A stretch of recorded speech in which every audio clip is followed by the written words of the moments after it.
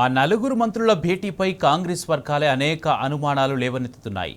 Municipal ఎన్నికలపైనే చర్చించామని బట్టి శ్రీధర్బాబు చెప్తుంటే లోపల జరిగింది ఒకటి, బయటకు చెప్తున్నది మరొకటని వాళ్లే గుసగుసలు పెడుతున్నారు. మరోవైపు కత్తి ఎవరికి ఇచ్చాం, యుద్ధం ఎవరితో చేస్తున్నామని జీవన్ రెడ్డి మంత్రులను నిలదీసినట్లు తెలుస్తోంది.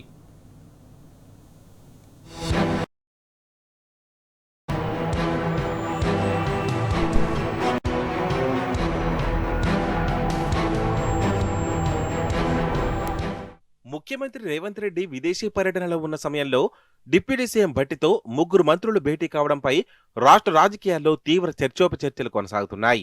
దీంతో ఇద్దరు మంత్రులు మీడియా ముందుకు వచ్చి ఇదంతా సాధారణ విషయమే అంటూ సర్ది చెప్పే ప్రయత్నం చేశారు.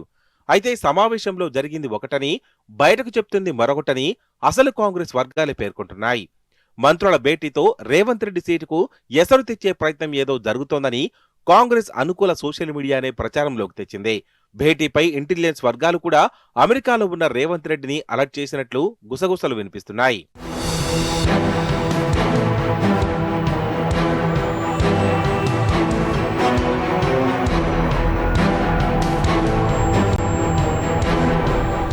మంత్రుల భేటీలో ఎలాంటి దాపరికాలు లేవని, పాలనాపరమైన అంశాలతో పాటు మున్సిపల్ ఎన్నికల సన్నద్ధతపై మాట్లాడుకున్నామని వివరణ ఇచ్చారు మంత్రులు. ఇది సాధారణ విషయమని, అనవసర రాద్ధాంతం అవసరం లేదంటూ కొట్టిపారేశారు. దాపరికం ఏమీ లేదని చెప్తున్నా ఈ భేటీలో మాజీ మంత్రి జీవన్ రెడ్డి పాల్గొన్నారనే విషయాన్ని మాత్రం ఎందుకు రహస్యంగా ఉంచుతున్నారని వలస కాంగ్రెస్ నేతలు అనుమానాలు వ్యక్తం చేస్తున్నారు. వాస్తవానికి నలుగురు మంత్రుల భేటీకి ముందే మాజీ మంత్రి జీవన్ రెడ్డితో మంత్రి అడ్లూరి లక్ష్మణ్ సమావేశమైనట్లు ప్రచారం జరుగుతోంది. హైదరాబాద్లోని ఒక రహస్య ప్రాంతంలో వారిద్దరి మధ్య దాదాపు గంటన్నర పాటు చర్చలు జరిగినట్లు చెప్పుకుంటున్నారు. అనంతరం అడ్లూరి లక్ష్మణ్, జీవన్ రెడ్డి కలిసి మంత్రి శ్రీధర్బాబు వద్దకు వెళ్లినట్లు, ముగ్గురు కలిసి దాదాపు మరో గంటన్నర పాటు చర్చించినట్లు గుసగుసలు వినిపిస్తున్నాయి.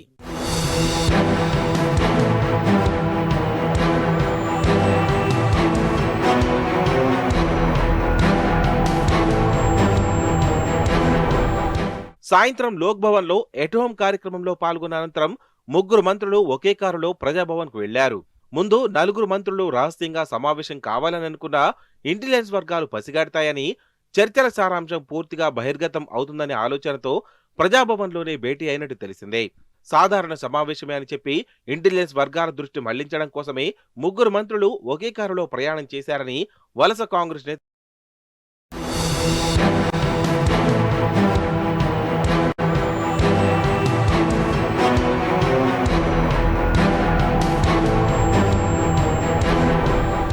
ముందుగా నలుగురు మంత్రులు ఫోన్ ట్యాపింగ్, సింగరేణి బొగ్గు కుంభకోణం, ఆంధ్రజ్యోతి కథనాలపై చర్చించినట్లు ప్రచారం జరుగుతోంది.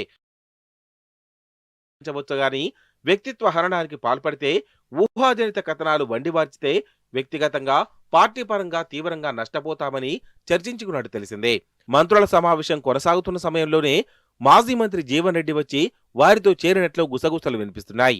ఆ తర్వాత సమావేశాన్ని ఆయనే ముందుండి నడిపించారని అంటున్నారు. కత్తి ఎవరి చేతికి అందిద్దాం, యుద్ధం ఎవరితో చేస్తున్నామంటూ ఆయన మంత్రులను నిలదీసినట్టు తెలిసిందే.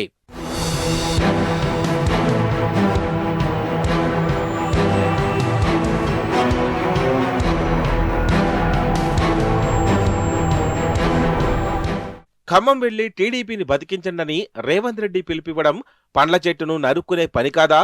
దీన్ని మీరు ఎట్లా సమర్థిస్తారంటూ అసలు కాంగ్రెస్ మంత్రులను జీవన్ రెడ్డి ప్రశ్నించినట్లు గుసగుసలు వినిపిస్తున్నాయి. తెలంగాణలో టీడీపీ బలోపేతమైతే ఎవరి ఓట్లు చీల్తాయి, ఎవరి కొంపలు మునుగుతాయని ఘాటుగా మాట్లాడినట్లు సమాచారం. కాంగ్రెస్ పార్టీ ఓట్లే చీలిపోతాయని, ఇది బీజేపీకి సహకరించే ఎత్తుగడ అని వివరించినట్టు తెలిసిందే. రేవంత్ రెడ్డి పూర్తిగా చంద్రబాబు మాయలో పడి తెలంగాణలో కాంగ్రెస్ కు తీరని నష్టం చేసేలా వ్యవహరిస్తున్నారని మండిపడినట్లు ప్రచారం జరుగుతోంది. పార్టీని కాపాడుకునేందుకు ఉత్తమ్ కుమార్ రెడ్డి లేదా భట్టి విక్రమార్క ముందు పడాలని, రాష్ట్రంలో జరుగుతున్న పరిణామాలను అధిష్టానం వద్దకు తీసుకెళ్లాలని సూచించినట్టు తెలిసిందే.